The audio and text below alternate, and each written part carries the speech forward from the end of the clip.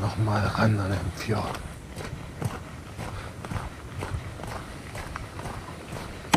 Mal gucken. I'm just a real. Gehe ich hier hin oder gehe ich da oben hin? Ich gehe hier hin.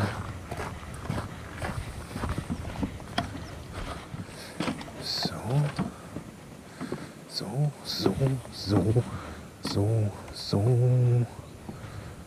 Oh jo. Ich sag so. Ja, schön glatt.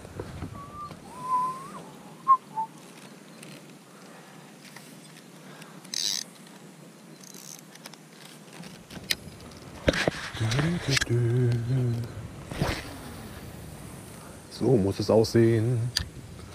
Klatsch.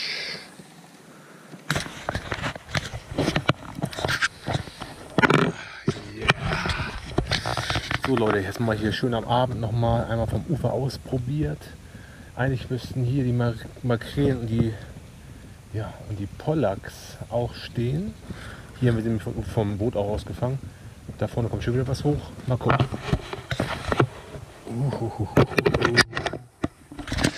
Da bin ich ja mal gespannt. Erstmal einmal absinken lassen.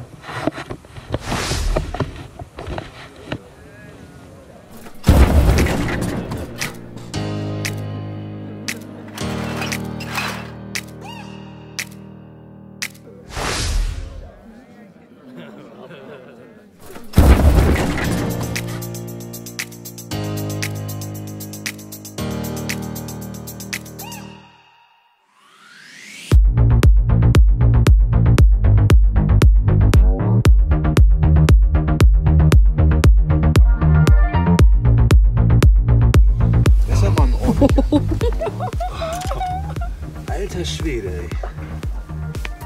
Kann ich nur sagen, oh my gosh. Scheiße.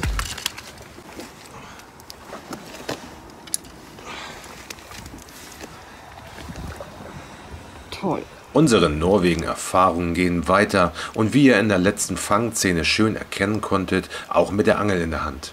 Für alle, die sich jetzt wundern, die Ausgangssituation war, dass ich mir leider mein Handgelenk verletzt hatte und es fragwürdig gewesen war, ob ich überhaupt noch einmal die Route schwingen konnte.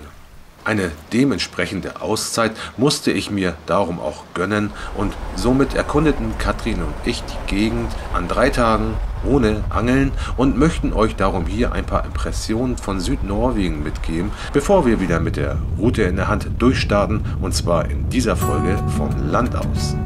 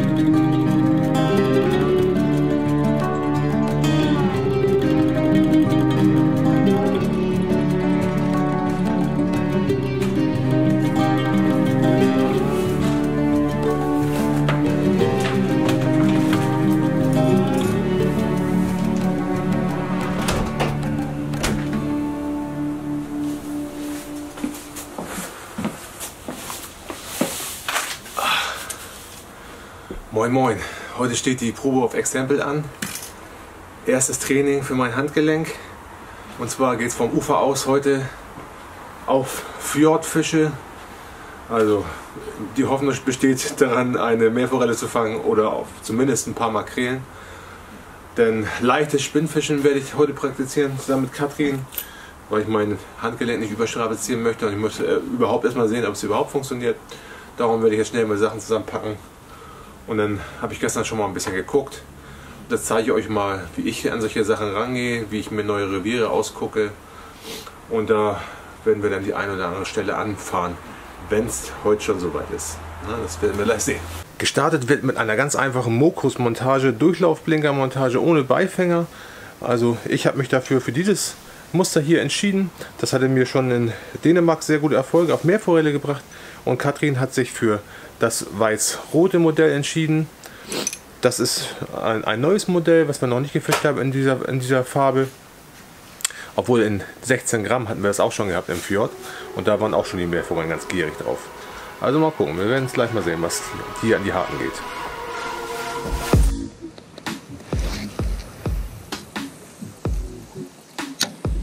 Da, ein bisschen weiter ran sogar noch.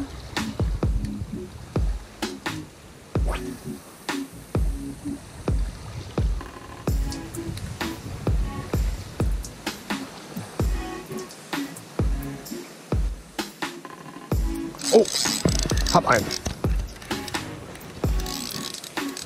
Geschnittene Makrele. Echt? Muss ein bisschen mehr zumachen. Ach cool, das ist ja geil.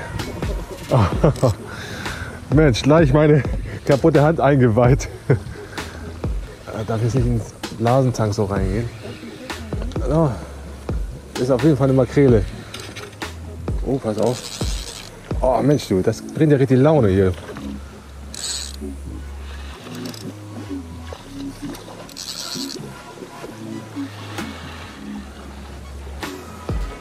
Oh ne, bleib du da oben stehen, mein Liebling.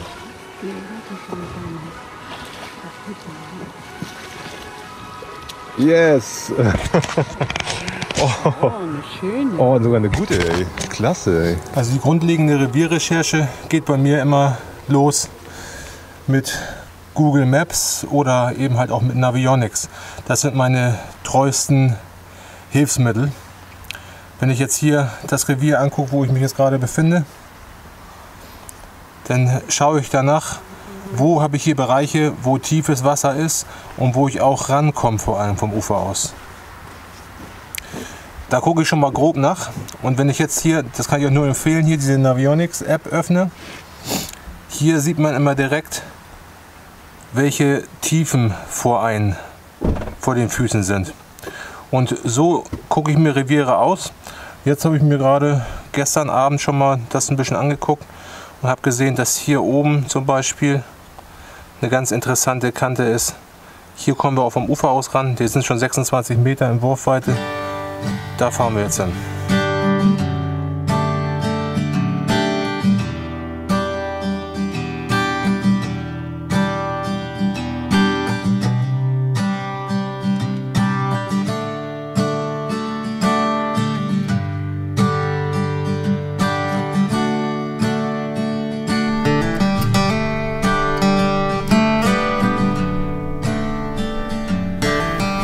Hinten sind die Makrelen unterwegs.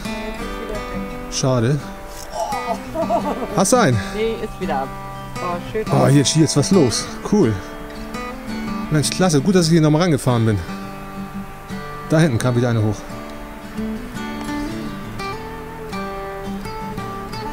Da sind sie jetzt, da. Ja, sollen wir hier vorne her wandern? Wir brauchen noch eine für heute Abend. Ja. Lippfisch glaube ich nicht. Mal gucken, wie ich hier. Ja, ja. Das ist ja mein Liebling. Da kommt er. Geil, ein Kühler. Zieh höher. Ja. Cool. Erster. Nee, das ist ein Pollack. Ein Pollack. Ja, aber immerhin. Klasse. Hey. Toll, mein Lieber.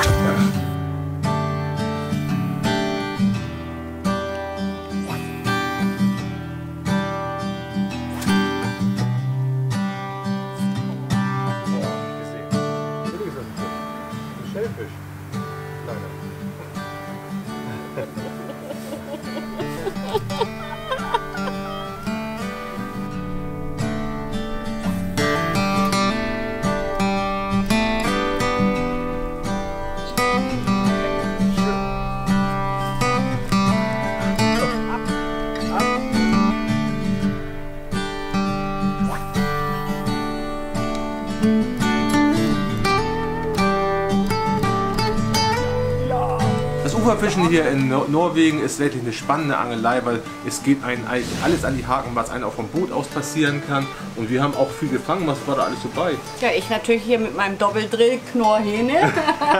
Dann Makrelen hatten wir gehabt, Ja, Dorsche, Lippfische. Pollack. Wir hatten sogar Leng. Leng hatten wir auch gehabt. Ja, hinten bei Ja. der kleinen Bucht. Einen Schellfisch hatten wir nicht gehabt. Nee, Schellfisch nicht. Nee, aber das war es eigentlich im Groben. Ne? Leider verpasst haben wir Meerforelle und Lachs. Eine Meerforelle habe ich nur springen sehen, aber zubeißen wollte keine. Und den derben, dicken, fetten Lachs, den wir gesehen haben. Ne? Ja, das kommt aber später. Ne? Okay. Wir sind jetzt immer noch beim Uferfischen.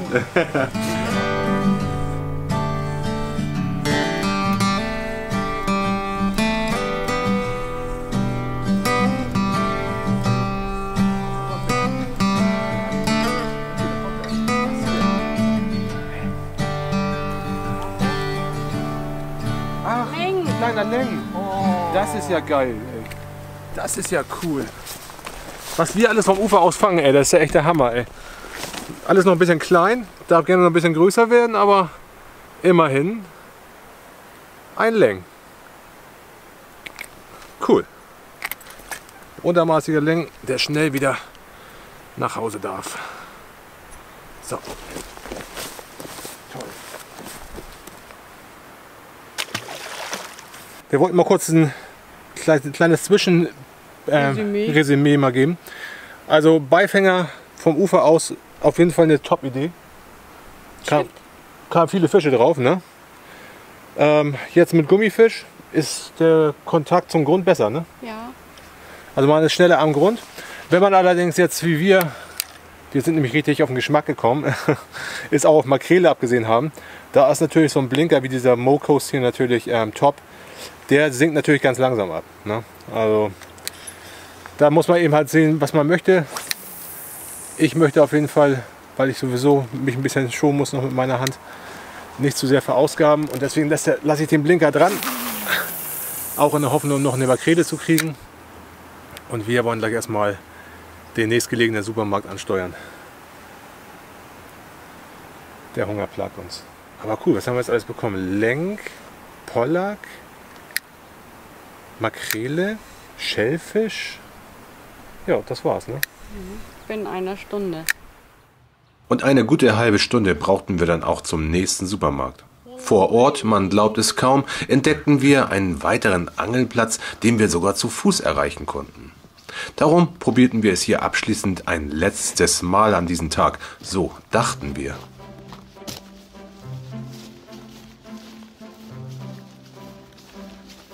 Also so eine Plätze gibt es nicht viele. Da haben wir echt Glück gehabt. Ja, richtig hübsch hier. Toll.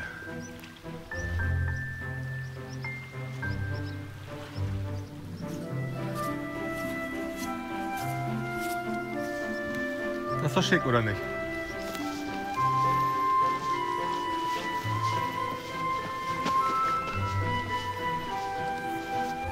Camp wie eine Makrele. 2 Knorrhähne. Heb mal richtig raus da. Richtig raushoben. Dublette Knorrhähne. Das sind Knorrhähne, klar. Ja, meine Hand gibt heute die Richtung vor und die sagt Feierabend. Katrins Rücken sagt das auch. Ja, mein Liebling. Deswegen machen wir für heute erstmal Feierabend. Aber trotzdem schön, wir haben einen Angeltag gehabt.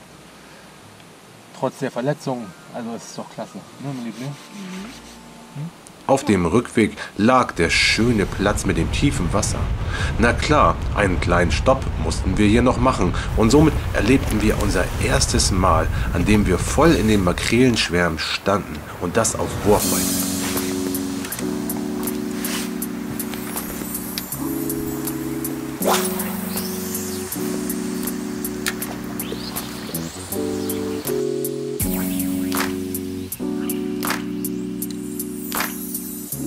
Ich nehme ihn nicht unbedingt am Grund, an der Oberfläche, ne?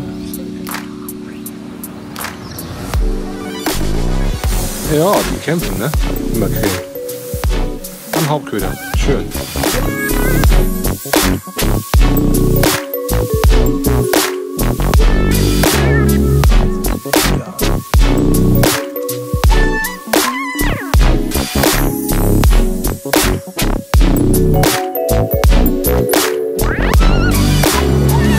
Rodelt.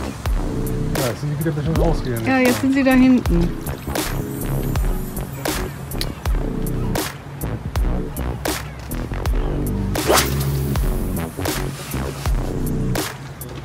Hier vorne eben auch. Oh ja. Oh, hier ist Ach, Jetzt hatten wir den Dreh raus. Automatisch fischt man einen Schwarm schnell an, da diese Makrelen ja auch ordentlich zur Sache gehen, wenn sie an den Haken zappeln. Die Lösung war jedoch eine ganz langsame, gemächliche Führung und das war unser Schlüssel zum Erfolg.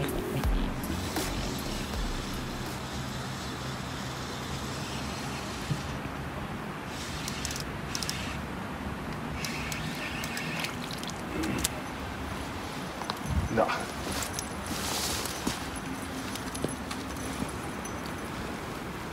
Ja, ist das schon was Schönes.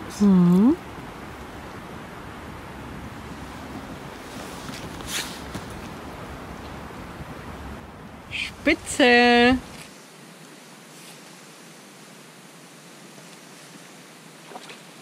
Fischer? Nö.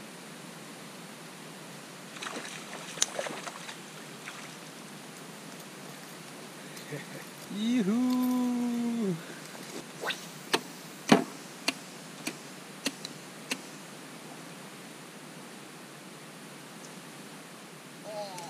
Gleich drin, noch nicht mal abgesackt. Hing gleich.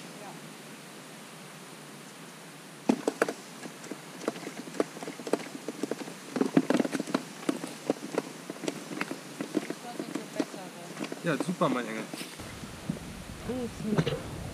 Toll. Scheint besser zu sein, der Fisch. Nee. Am Haupthaken, regulär. Oh ja, ist schöner. Toll. Klasse. Jetzt sind sie am Springen. Ja, und dann langsam durchkurbeln. Das ist das Mittel. Ja, komm. Langsame Führung, nicht schnell.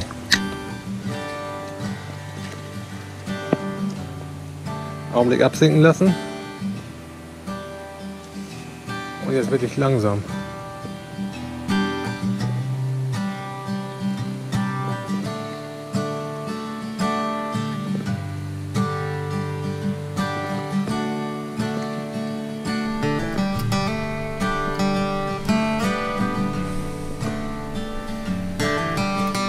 Da. Und da hängt er. Yes. Nee, habe ich schon. Ich habe mit Wurf und Biss hier gemacht. Klasse. Ganz langsam geführt.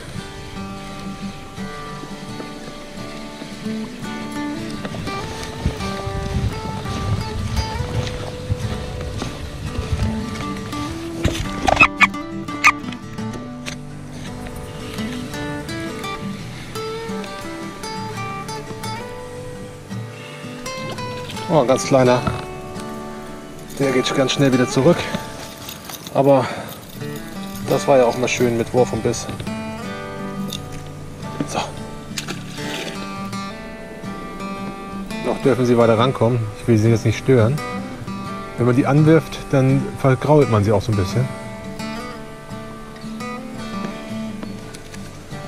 Also langsam wird es interessant. Und Hase wollen wir wieder zusammen.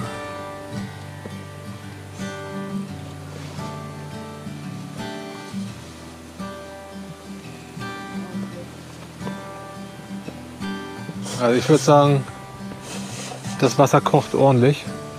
Ich mache jetzt meinen Wurf. Tut mir leid.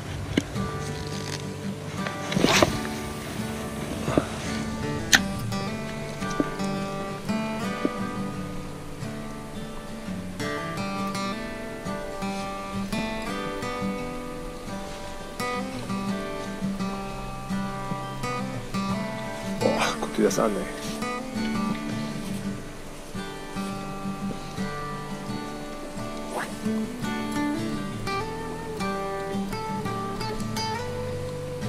Da. Und da hängt er. Yeah. Hängt einer bei der ja auch, oder?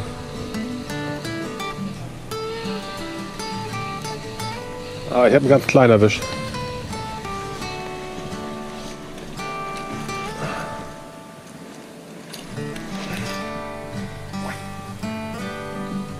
Da. Und er hängt. Und ganz langsam geführt. Also wirklich Zeitlupentempo. Wenn Heringspaar dann noch, sagt man jetzt bestimmt immer Full House. Aber dann hat man ja keinen Spaß mehr beim Angeln.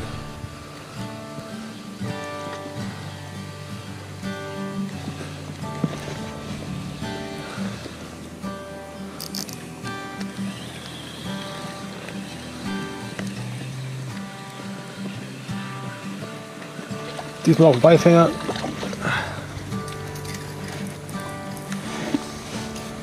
Wieder gleiche Größe.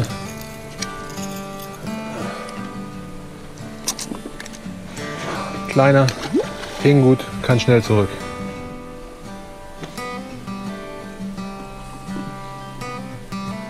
Da ist er. Ja, siehst du wohl. Kommt doch noch einer. Klasse. Der ist ein bisschen kampfstarker. Vielleicht diesmal was Besseres. Oder zwei. Nö, hol ich so raus. Aber nicht. Ist einer am Bein. Nee, sind zwei. Ist eine Doublette. Yes. Klasse. Schön. Genau darum sind wir nach Norwegen gefahren. Um so eine schöne Makrelenfischerei zu erleben. Einfach nur herrlich. Richtig geil. Und das Ganze auch noch am ersten Tag vom Ufer aus. An 2 weiteren Tagen hatten wir uns ebenfalls auf die Suche gemacht und auch da wurden wir wieder fündig.